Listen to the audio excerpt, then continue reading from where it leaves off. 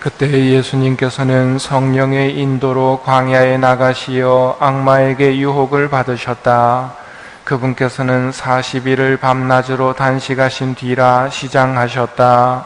그런데 유혹자가 그분께 다가와 당신이 하느님의 아들이라면 이 돌들에게 빵이 되라고 해보시오 하고 말하였다. 예수님께서 대답하셨다.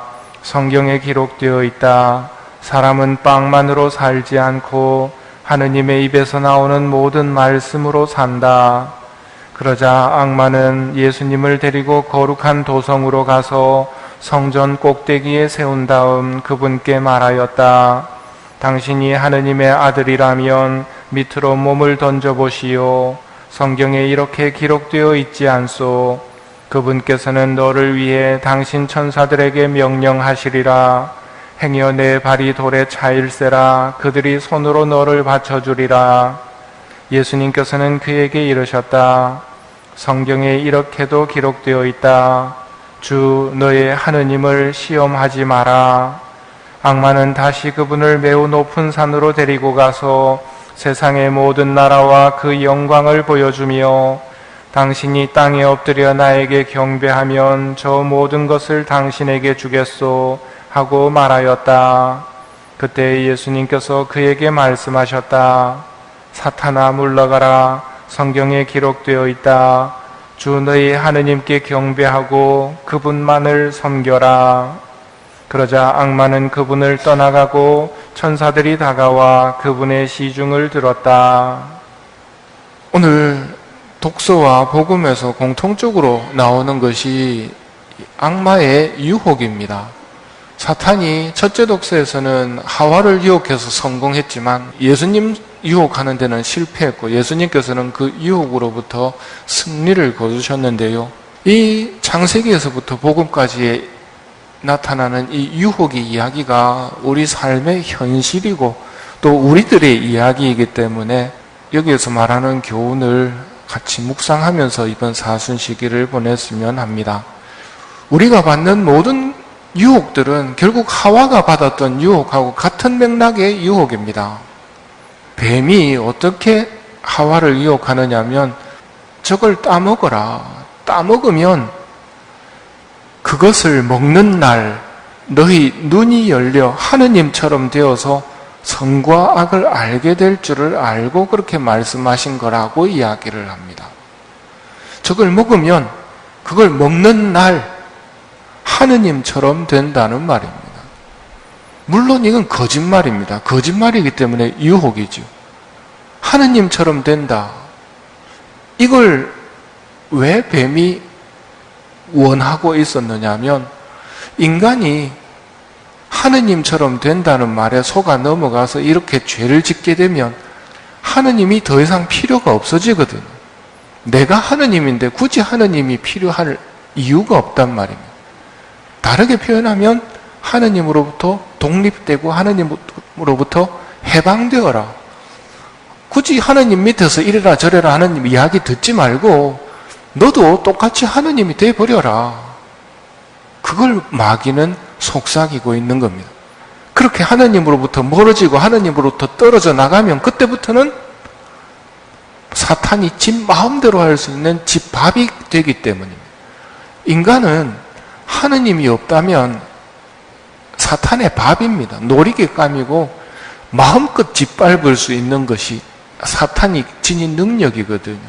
그런데 그러지 못하는 이유는 하느님께서 함께 하기 때문에 마음껏 악행을 저지르지 못하는데 그걸 위해서 유혹을 하고 있는 겁니다. 하느님처럼 되라. 그래서 하느님으로부터 벗어나라. 반면 오늘 예수님께서는 이런 모든 유혹들을 어떻게 이기시느냐 하면 주 너의 하느님께 경배하고 그분만을 섬겨라는 말씀으로 이기십니다. 하느님과 똑같아져라. 그래서 하느님으로부터 벗어나라가 마귀의 유혹이었다면 예수님은 어떤 말씀으로 이기시는가 하면 주 너의 하느님께 경배하고 그분만을 섬겨라는 것이 예수님께서 이기신 말씀이란 말입니다. 지금 여러분이 하고 계신 게 뭡니까? 하느님을 경배하고 하느님을 섬기는 시간이 바로 이 시간이거든요. 마귀는 이걸 싫어하는 겁니다. 이렇게 되면 자기들이 마음껏 해를 끼칠 수 없기 때문에, 그래서 우리에게 속삭이는 거죠. 네가 하느님이 되어버려라. 굳이 하느님 앞에 와서 찬미하고 경배하고 섬길 이유가 어디 있겠느냐. 마귀가 예수님을 유혹하는 유혹의 내용들을 보면 우리의 관심을 모두 어디에 묶어두려고 하느냐 하면 이 세상에 묶어두려고 합니다. 첫 번째가 빵의 유혹이었거든요. 빵 걱정하도록, 이 세상 걱정하도록 만듭니다. 근데 예수님은 뭐 먹을까 뭐 마실까 이게 첫 번째가 아니라고 말씀하셨죠. 먼저 하느님의 나라, 사람이 빵만으로 사는 거 아니라고 말씀하십니다. 하느님 입에서 나오는 모든 말씀으로 산다고 하시면서 유혹을 이기십니다. 두 번째는 하느님 시험해보라고. 그래서 높은 데서 뛰어내려서 그 수많은 사람들로부터 박수를 받으라고 이야기를 합니다. 사람들의 관심, 사람들의 시선을 끄는 삶, 이거 헛된 삶이거든요. 예수님께서는 사람들에게 보이려고 하지 말라고 말씀하셨습니다. 기도를 할 때도, 자선을 할 때도, 단식을 할 때도 사람들에게 보이려 하지 마라. 그러면 이미 받을 상을 다 받아버린다. 오히려 숨은 일도 보시는 하느님께 보여라고 이야기를 합니다. 세상의 부귀영화를 다 주겠다고, 자기를 섬기라고, 자기에게 절하라고 이야기합니다. 거짓말입니다. 마귀는 하와를 속일 때도 거짓말이 했습니다. 절대 죽지 않는다. 결코 죽지 않는다. 듣기는 좋은 말이지만 거짓말입니다. 세상의 모든 부귀영화를 주겠다. 그럴 능력도 없고 지 것도 아닌 것 가지고 지금 거짓말하고 있는 거거든요. 자기에게 절하라고, 부귀영화를 주겠다고. 예수님께서는 오히려 이 세상의 부귀영화를 하늘나라로 보내라고 말씀하셨습니다. 가진 것을 다 팔아 가난한 이들에게 주어라. 그러면 네가 하늘에서 보물을 차지하게 될 것이다. 그리고 와서 나를 따라라고 말씀하셨거든요. 마귀의 유혹은 언제나 우리를 위해 주는 척하면서 우리에게 치명적인 손해를 가져다 주는 것, 그게 마귀가 우리에게 속삭이고 있는 이야기들입니다. 그런 유혹들이 언제까지 이어지는가? 이 유혹은 오늘 주보강론에 나오는 것처럼 죽을 때까지 이어진다는 거예요. 성가신 유혹입니다. 이런 성가신 유혹을 언제까지 받아야 될 것인가? 이게 참 우리의 십자가입니다. 근데 예수님께서 오늘 보여주고 계신 게 뭐냐면 그런 유혹을 받으심으로써 우리를 도와주신다는 사실입니다. 히브리서 2장을 보면 그분께서는 고난을 겪으시면서 유혹을 받으셨기 때문에 유혹을 받는 이들을 도와주실 수가 있습니다. 히브리서 4장에서는 우리의 사제는 연약한 우리 사정을 몰라주시는 분이 아니라 우리와 마찬가지로 모든 일에 유혹을 받으신 분입니다. 그러나 죄는 짓지 않으셨습니다. 그러므로 용기를 내서 하느님께 가까이 나갑시다. 그러면 우리는 하느님의 자비와 은총을 받아서 필요한 때 도움을 받게 될 것입니다. 라고 이야기합니다.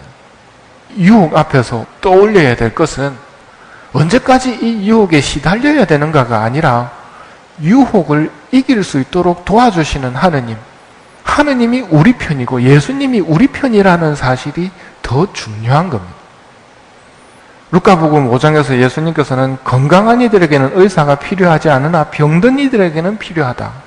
나는 의인이 아니라 죄인을 불러 회개시키러 왔다. 우리는 유혹에서 늘 이기지 못합니다. 하와처럼 자주 유혹에 빠지거든요.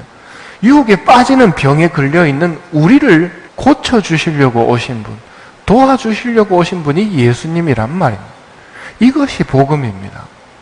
예수님은 우리가 자꾸 유혹에 빠진다고 해서 벌 주러 오신 분이 아니라 세상의 죄를 없애러 오신 분이고 병든 우리를 고쳐주러 오신 분이고 우리를 도와주러 오신 분이시지 우리를 벌하시기 위해 오신 분이 아니란 말입니다.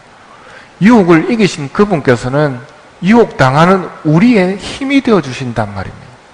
인생을 출애굽기에 비유할 수 있습니다.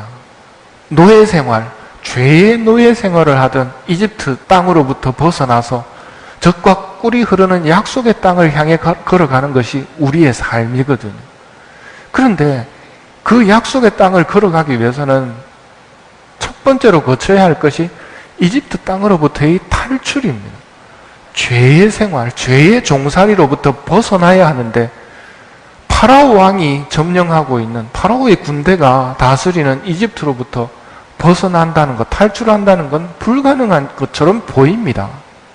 우리가 모든 유혹으로부터 벗어난다는 것도 불가능한 것처럼 보이죠. 그러나 하나님께서는 모세에게 뭐라고 말씀하시느냐면 내가 네 힘이 되어주겠다고 약속하십니다. 모세도 똑같이 생각했습니다. 그래서 제가 뭔데 감히 파라오한테 가서 이집트에서부터 이스라엘 백성을 건져내겠습니까? 했을 때 내가 네 힘이 되어주겠다라고 약속하시고 이것이 내가 네 힘이 되어주겠다는 것이 내가 너를 보냈다는 증거가 될 거라고 말씀하십니다. 예수님께서는 우리의 힘이 되어주십니다. 베드로가 예수님 유혹에 빠져서 예수님을 배반하고 도망갈 것이 뻔했지만 베드로를 붙들고 예수님이 하신 말씀을 보면 나는 네가 믿음을 잃지 않도록 기도했다. 그러니 다시 내가 돌아왔을 때 형제들에게 힘이 되어다오 하고 도망칠 베드로를 붙들어 주시거든요. 바로 이분이 우리 편이 되신 예수님입니다. 예수님은 유혹에 이기는 법을 아십니다. 그리고 유혹에 이길 수 있도록 우리를 도와주십니다. 그리고 유혹에 이길 수 있도록 기도를 가르쳐 주셨습니다. 유혹에 빠지지 않게 하시고 악에서 구하소서. 이 기도가 헛된 기도가 아닙니다. 벌로 바치는 기도가 아니란 말입니다. 예수님께서는 우리를 도와주시기 위해서 유혹에 자주 빠지는 우리를 고쳐주시려고 그 병든 우리를 위해 오신 분이란 말입니다. 그러기 위해서는 유혹 앞에서 예수님의 도움을 청해야 하고 유혹에 빠졌을 때는 빠졌다는 것을 인정하고 고백하고 용서를 청해야 됩니다. 오늘의 화답송에 나오는 시편이 그 시편이거든요. 주님 죄를 지었사오니 저희를 불쌍히 여기소서. 하느님 당신 자애로 저를 불쌍히 여기소서. 사순시기를 보내면서 우리가 꼭 해야 되는 것 중에 하나가 내가 유혹에 빠졌다는 사실을 고백할 줄 아는 것. 그래서 판공성사를 통해 깨끗하게 죄를 고백해서 유혹에 빠졌을 때는 그 유혹으로부터의 상처들을 다 씻어내야 된다는 것이 우리가 거쳐야 될 판공성사이거든요. 하느님께서는 왜 우리에게 이런 유혹을 허락하시는가? 유혹을 이겨야 승리의 월계관을 받을 수 있기 때문입니다. 유혹에 떨어졌을 때는 죄를 고백함으로써 하느님의 용서와 자비와 사랑을 체험할 수 있기 때문에 이 유혹은 믿져도 본전이 아니고 믿져도 남는 장사입니다. 이기면 이겨서 승리의 월계관을 받게 되고 영원한 보상을 받게 되고 졌을 때는 유혹에 빠졌을 때는 또 병든 우리를 고쳐주시고 씻어주셔서 다시 한번 싸움에 나갈 수 있도록 하느님의 손길을 체험할 수 있는 것이 이 유혹이거든요. 하와는 유혹에 떨어졌습니다. 왜냐하면 하느님처럼 돼서 하느님으로부터 벗어나가라는 유혹에 빠져버렸지만 주님께서는 그러시지 않으셨습니다. 주 너의 하느님께 경배하고 그분만을 섬겨라. 주 너의 하느님을 시험하지 마라. 사람은 빵으로만 살지 않고 하느님 입에서 나오는 모든 말씀으로 산다. 오늘 예수님이 유혹을 상대하셨던 이 말씀들을 잘 새기고 이번 사순 시기를 보냈으면 합니다.